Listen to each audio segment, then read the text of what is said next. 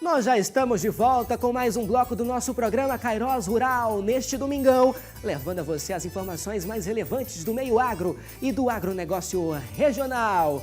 E nós já estamos aqui com a nossa tela preparada porque é hora de falar, claro, da Casa da Roça, aquela loja que oferece a você sempre os melhores produtos. Com, olha só, medicamentos veterinários você encontra na Casa da Roça, sementes também na Casa da Roça, herbicidas, arames, telas e uma infinidade de outros produtos e máquinas, claro, máquinas Steel, que é a qualidade recomendada do mercado, isto é, Casa da Roça, você produtor rural, você homem do campo. Casa da Roça é a casa do homem do campo. Instalada no sul e sudeste do Pará há mais de 30 anos, a Casa da Roça é referência em vendas de produtos veterinários, produtos agrícolas e na produção do suplemento mineral CR Foz. Na Casa da Roça, você encontra produtos de alto valor agregado com tecnologia de ponta, oferecendo soluções ao mercado agropecuário da cidade e toda a região. Casa da Roça, mais que produtos, soluções para o produtor e também para o criador.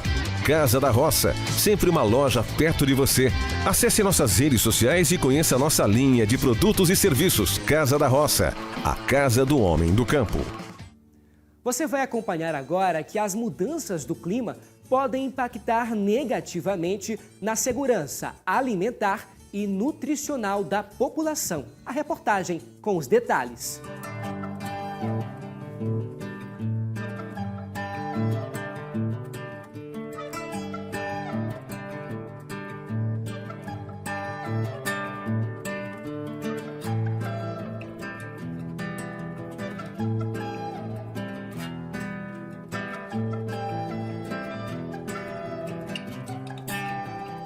Com terras férteis, fartura de água doce e clima tropical, o Brasil tem papel fundamental na produção de alimentos.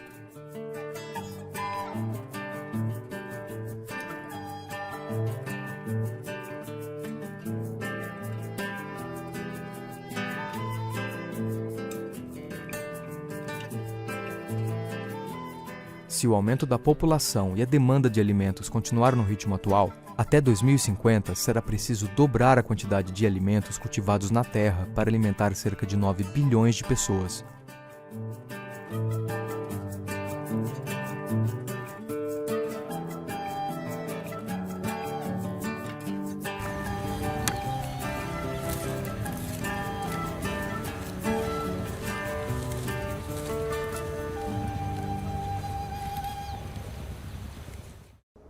O Brasil é visto pelo mundo como um dos países com maior potencial de fornecer segurança alimentar. É um país que tem um clima adequado à agricultura, ainda tem muita terra, tem água. O Brasil hoje já é o segundo maior produtor de alimentos do mundo. Supõe-se que nos próximos entre 10 e 20 anos se tornará o primeiro.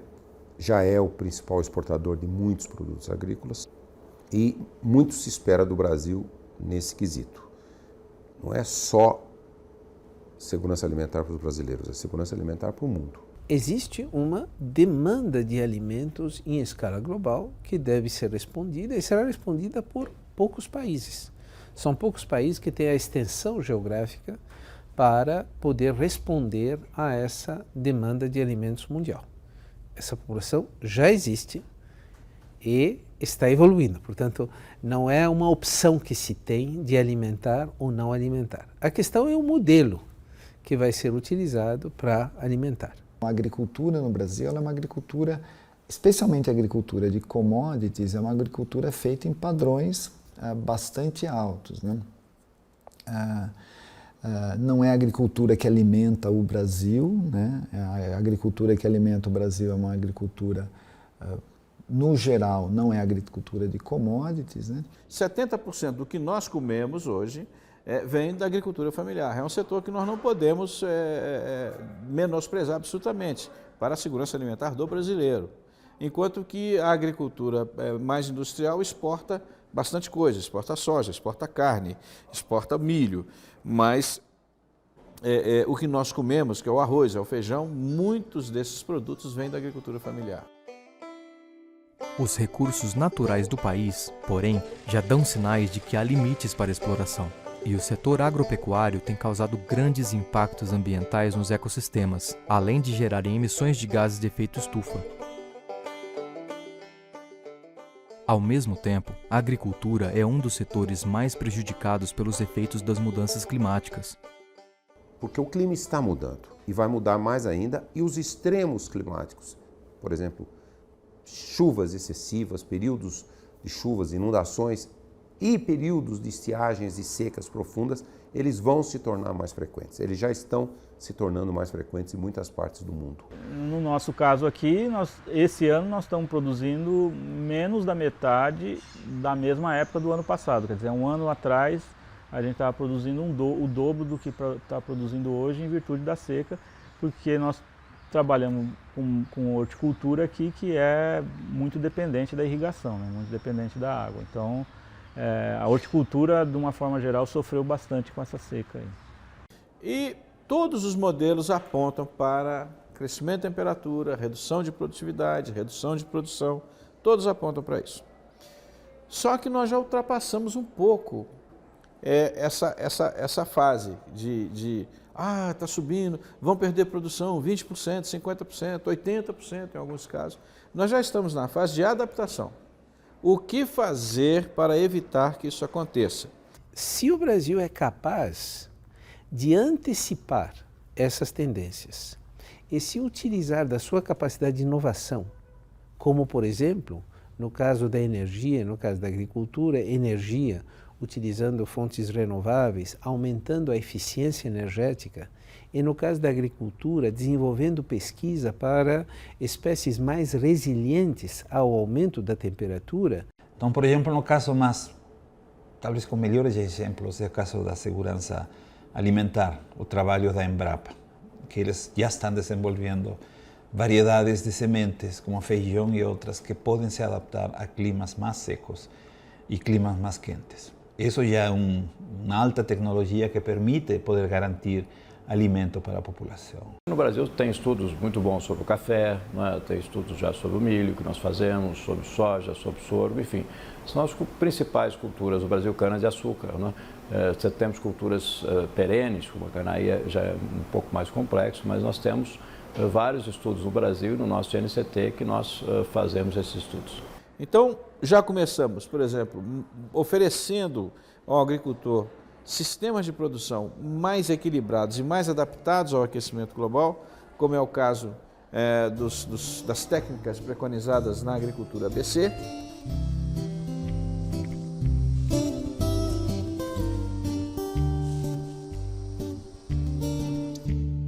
O Plano ABC visa isso, né? Nós sabemos que nas práticas agrícolas nós podemos ter emissões de CO2 de diversas fontes, né?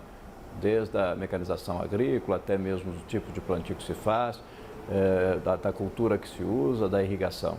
Então, esse Plano ABC visa você ter um aumento de produtividade, mas observando as emissões de carbono nas diversas fases da agricultura, desde o preparo do solo até a colheita, no sentido de minimizá-lo.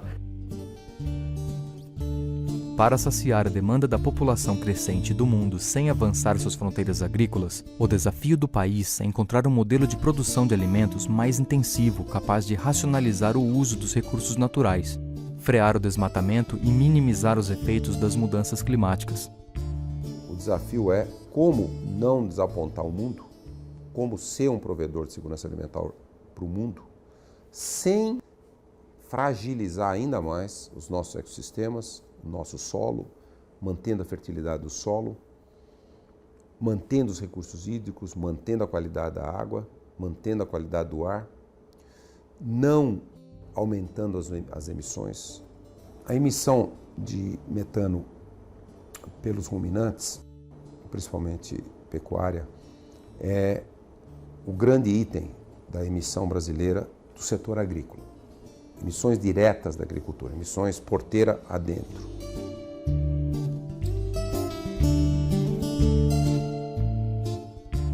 A agricultura de larga escala, ela realmente é um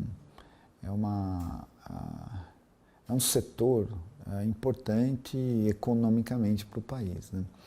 A questão é que ela é essencialmente dependente de questões ambientais. Nós no Brasil temos um patrimônio. Esse patrimônio são as florestas nativas. É preciso proteger essas florestas nativas porque elas são determinantes do futuro. E nós temos um estoque de áreas degradadas que, se a pesquisa for capaz de regenerar essas áreas e fazer com que elas produzem alimentos, nós estaremos assegurando que o extremo da nativa seja protegido. Então, o que a agricultura em larga escala tem que fazer? A primeira coisa que eles tinham que olhar, né, é quais os potenciais danos para o meio ambiente que uma atividade dessa natureza pode estar embutindo. E o que o setor, ao meu ver, não pode ver é um dualismo entre a produção agrícola e a conservação ambiental. Isso tem que ser algo que seja olhado de uma forma complementar. O equilíbrio dessas duas equações aparentemente conflitantes se dá com ciência e tecnologia, se dá com uma agricultura muito mais produtiva. O Brasil já tem muitas áreas abertas. Então, se a agricultura do Brasil, se ela se intensificar sustentavelmente, sem aumentar emissões, sem degradar o solo, mantendo a fertilidade do solo, mantendo os recursos hídricos, mantendo a qualidade da água, o que é perfeitamente execuível com o conhecimento científico e com as tecnologias agrícolas atuais, não estou nem falando do que ainda vai ser descoberto. Então, essa equação é possível se fechar com conhecimento científico e tecnológico, com uma massiva educação do agricultor, do fazendeiro brasileiro, em todas as escalas, da agricultura familiar ao agronegócio. Eu acho que a gente está num caminho bom, precisa melhorar, mas nós saímos de quase 300 anos de uma agricultura muito ruim. Nos últimos 40 anos nós demos uma virada muito forte. É a hora do freio de arrumação. Essa é a hora do freio de arrumação. E aí começar a buscar o equilíbrio entre produção e sustentabilidade. Com a proposta de contribuir com a segurança alimentar do país, o INCT para Mudanças Climáticas pesquisa como será o comportamento das principais culturas agrícolas, como o feijão, a soja e o milho, diante dos cenários futuros do clima. Esses estudos orientam políticas públicas agrícolas mais adequadas às novas realidades, como, por exemplo, os experimentos que simulam o desenvolvimento da cultura do café em condições atmosféricas mais extremas. Nosso experimento chama ClimaPest Phase, né? Então ele é um experimento que simula o aumento da concentração de CO2 atmosférico, baseado em quê? Baseado na projeção do IPCC para daqui a 50 anos, que essa concentração de CO2 só tende a aumentar, né? O que tem chamado a atenção, tem deixado a gente bastante preocupado, é essa... Primeiro, o CO2 não parou de crescer. Nós não estamos conseguindo parar de emitir gás de efeito estufa e dar uma parada nisso aí nos 400 partes por milhão. Continua crescendo e isso é perigoso. Então a gente tá conduzindo um experimento para verificar como é que vai ser o comportamento da planta de café, né, da cultura do café, daqui a 50 anos nesse ambiente modificado. Então a gente simula esse aumento do CO2 em condição natural, né, no campo, através de toda essa instrumentação que vocês estão vendo aqui, que faz a injeção do CO2 no ambiente. E aí vários pesquisadores, várias instituições parceiras que trabalham junto com a gente, cada um avalia um parâmetro, né? Vai ter mais praga, vai ter mais doença, ou a gente não vai ter alteração nenhuma. A planta vai crescer mais, vai produzir mais nesse ambiente, mas até quanto que ela vai produzir? Então, a gente está fazendo um apanhado de várias informações para poder chegar a uma conclusão de como o café, daqui a 50 anos, nesse ambiente modificado, vai se comportar. No Brasil, há um significativo crescimento de produções orgânicas e agroflorestais, que possibilitam a produção de alimentos com mais equilíbrio ambiental, contribuindo para um melhor uso do solo.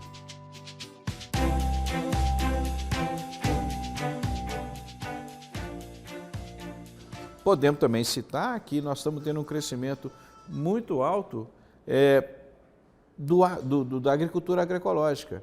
Esse é um crescimento bem interessante, é um mercado, um nicho de mercado que era meio que esquecido no Brasil, agricultura orgânica, agricultura agroecológica. Hoje ele está crescendo mais ou menos a 500 milhões de reais por ano. Então, é pequeno perto dos bilhões que o agronegócio hoje movimenta, tanto do pequeno agricultor como do grande agricultor. Mas é uma coisa que está crescendo e crescendo muito rápido.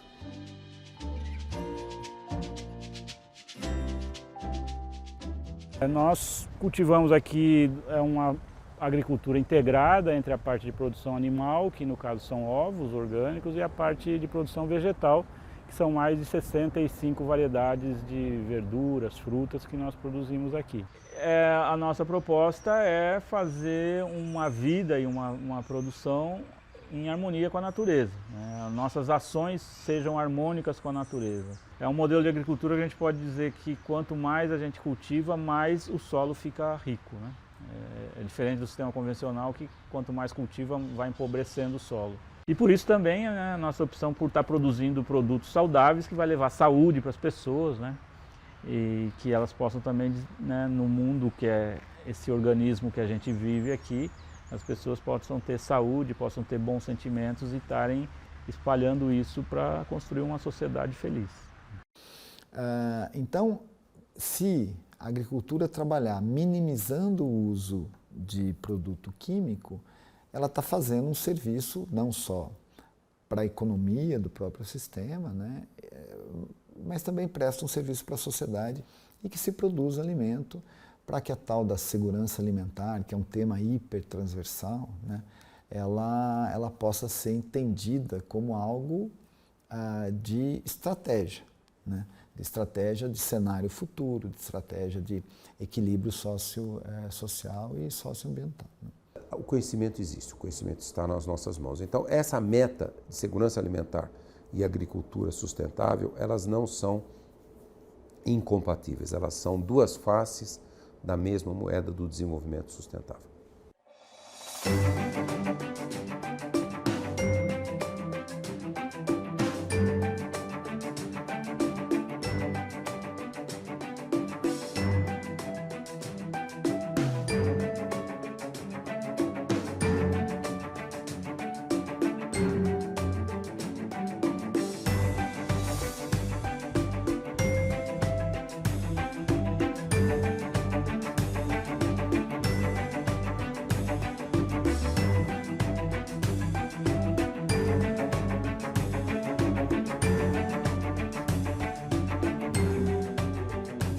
Aspiração folicular guiada por ultrassonografia em bovinos. É um nome difícil, né? Você conhece?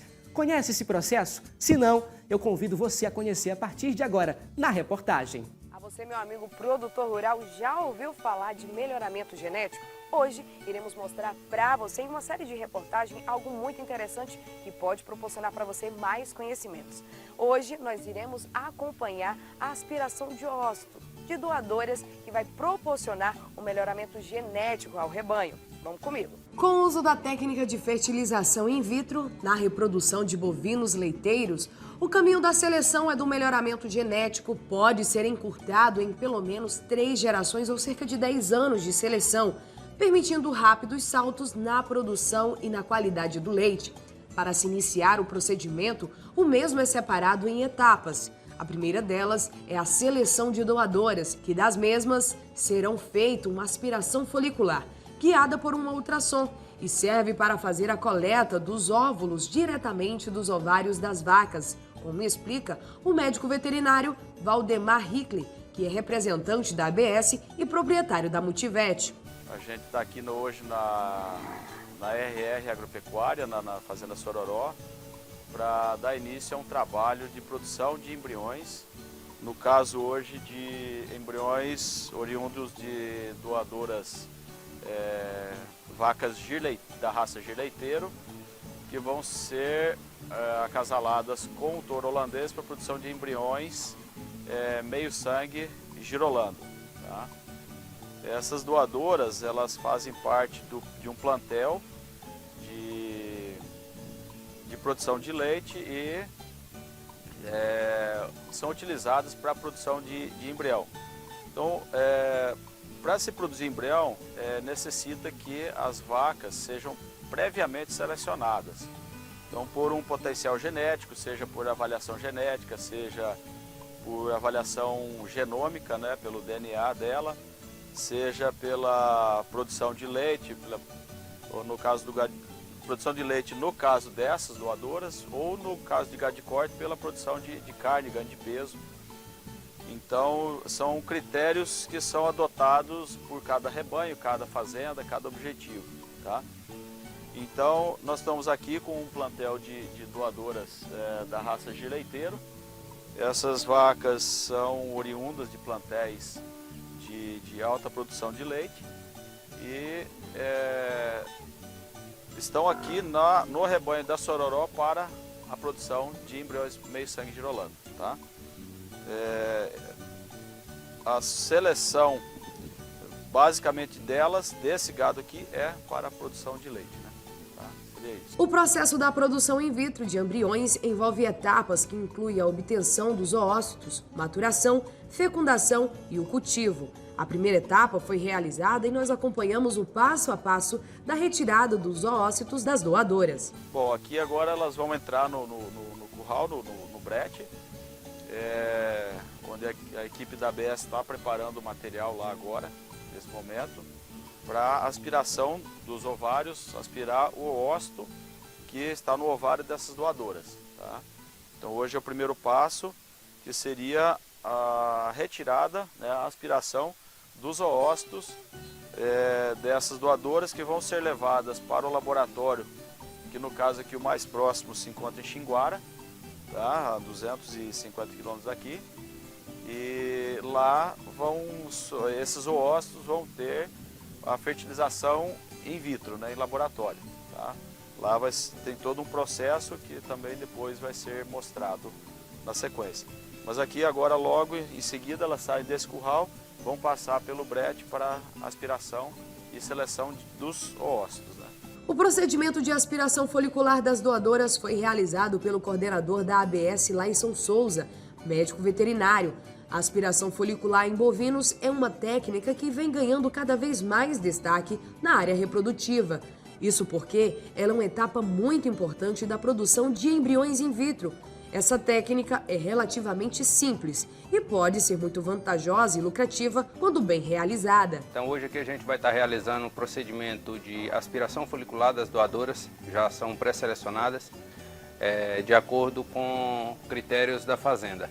Né? Então, geralmente o pessoal da fazenda já fazem uma avaliação, fazem também alguns trabalhos de genotipagem para avaliar quais as melhores doadoras do plantel a serem multiplicadas a genética. Né?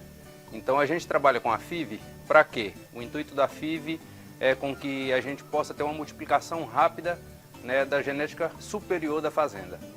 Então, fazer com que uma doadora de alto padrão, de alto valor genético e de alto valor de produção, então com que esse animal, ao invés de dar um bezerro por ano, ele possa ter vários filhos, né, da mesma doadora e do mesmo touro, multiplicado assim com a FIV. Então aqui o nosso equipamento ele é composto por uma bomba de aspiração, né, uma bomba de pressão e pelo ultrassom. Esse procedimento ele é guiado através de uma sonda e uma guia para que a gente possa fazer a realização do procedimento de aspiração de cada folículo dessa doadora. O procedimento inicial a gente sempre começa com anestesia, a gente faz um epidural para que com isso possa minimizar todos os danos no animal, possa parar os movimentos peristálticos e insensibilizar a parte reprodutiva, para que não possa ter contrações e com assim a gente possa fazer uma manipulação ideal nesse animal sem risco de lesões do aparelho reprodutivo. Então, primeiramente a gente faz a localização, né, do espaço vertebral e aí a gente introduz uma seringa. Entrando no canal medular, a gente faz anestesia para que ela tenha todo o relaxamento da parte reprodutiva. A técnica de aspiração folicular em bovinos é guiada por ultrassom e serve para fazer a coleta dos óvulos diretamente dos ovários das vacas doadoras. O procedimento é considerado simples e fácil de fazer, mas exige habilidade e conhecimentos técnicos da equipe responsável. A ultrassom é muito importante para visualizar os folículos ovarianos e guiar o operador durante toda a operação. Depois de identificados, os folículos são penetrados com uma agulha ligada a um sistema de vácuo. Ela serve para aspirar o conteúdo líquido e, consequentemente, o óvulo. Feito a coleta, os óvulos são rastreados, selecionados e envasados para o envio a um laboratório, lá que serão produzidos os embriões. A etapa da maturação começa logo após a aspiração folicular guiada por ultrassom. Desse modo, após a pulsão dos oócitos da fêmea doadora, eles são acondicionados em placas com meio de cultura para que a maturação seja finalizada em uma incubadora, por período de 24 horas. Depois dessa fase, os oócitos serão maturados e adequados para serem fertilizados pelo espermatozoide. Basicamente, a aspiração funciona da seguinte maneira. Aqui a gente tem um líquido folicular, que é retirado da vaca lá no curral, certo? Esse líquido ele é trazido até aqui, a gente monta esse laboratório na fazenda, um mini laboratório. Esse líquido ele vai ser passado nesse filtro. Após filtrado ele, eu vou utilizar através dessa seringa. Eu coleto esse material, lavo ele vem para essa plaquinha. Depois a gente faz uma seleção dos ócitos viáveis, que vão ser utilizados na FIV, e eles são repassados por um tubo que a gente carrega dentro dessa transportadora, desse equipamento, e dentro desse tubo tem um meio de maturação. Esse meio de maturação com o material que é coletado é levado para o laboratório e é onde é feito a FIV. Basicamente consiste nisso. Ao finalizar a maturação, os oócitos são colocados em uma placa contendo meios de fertilização, onde serão cultivados com espermatozoides. Mas essa parte vocês acompanharão na próxima matéria. Na minha tela agora, Tinan Select Cria é o distribuidor exclusivo da Champion Saúde Animal aqui em Marabá. Só porque a Tinan Select Cria é a tecnologia do seu rebanho. Na tela. Olá, amigo produtor, olá, amigo pecuarista, olá, amigo Tinan Select Cria. Estou passando aqui para fazer um convite especial a você e falar um pouquinho da novidade que temos já disponível na nossa loja Tinan Select Cria. Estamos com um proteinado conhecido como Mais Peso Supera. Você, amigo produtor, que está precisando de um proteinado, baixo consumo, preço acessível e resultado positivo, vem com a gente. O proteinado ele contém o Difly S3, o controle de carrapato e mosca do chifre. Ele também contém flavomicina e as fontes de energia, soja e milho. Lembrando, viu? Produtor rural sem substitutos, preço acessível, baixo consumo e resultado positivo. Estamos localizados no núcleo Cidade Nova, Avenida Transamazônica, 2197, em frente a Audi Tintas. E vem aí a 38ª edição da Exposição Agropecuária de Marabá, a conhecida e famosa Expoama, que sempre leva as melhores atualizações do meio do agronegócio, por ser considerada a maior feira do agro da nossa região. A feira já começou neste domingão com uma grande cavalgada. E na próxima quarta-feira desta semana, dia 20, os shows, as atrações já começam a tomar de conta do Parque de Exposições José Francisco Diamantino, aqui em Marabá. Shows da dupla Jorge Mateus, da banda Casa Worship. Você também vai ter a Luísa, que com certeza estas atrações devem abrilhantar esta grande feira do agronegócio, que neste ano vem menor, mais reduzida, são 5 dias ali, antes eram 9 dias. A organização da feira resolveu diminuir, considerando que era muito exaustivo para aqueles que colocavam seus produtos à exposição durante a feira, ficaram os 9 dias e reduziram para 5 dias. Mas serão, com certeza, 5 dias de grandes atrações e de uma grande festa do agronegócio na nossa região. Esta é a Expoama, que volta após 2 anos suspensa em razão da pandemia e deve realmente atrair uma multidão, não só aqui de Marabá, mas também de todos os cantos do nosso Brasilzão. Então nós ficamos por aqui com mais esta edição do Kairos Rural. Foi uma grande satisfação poder compartilhar com você estas informações importantes sobre o meio do nosso agronegócio regional, que é pujante e induz certamente o desenvolvimento que esperamos para a nossa cidade e região. Este foi o Kairos Rural, nós queremos contar com a sua audiência também no próximo domingo. Hoje eu, Vinícius Soares, substituindo a nossa colega Denise Aguiar, que a partir do próximo domingo já retoma a apresentação deste, que é um dos programas mais relevantes em matéria de agronegócio na nossa cidade e na nossa região. A você, um excelente domingão e nos vemos na próxima semana com mais um Kairos Rural, se Deus quiser e com certeza. Tchau!